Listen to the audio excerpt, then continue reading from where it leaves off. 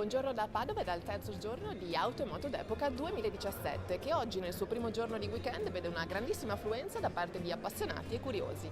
Grande attenzione per l'evento del giorno. Alle 14:30 la celebre casa d'asta inglese Bonhams batterà all'asta 60 tra le più ricercate e prestigiose auto sul mercato. Tra queste una Mercedes-Benz 300 SL Roadster del 57 e una Lancia Flaminia Zagato del 62. A più tardi da Auto e Moto d'Epoca Padova.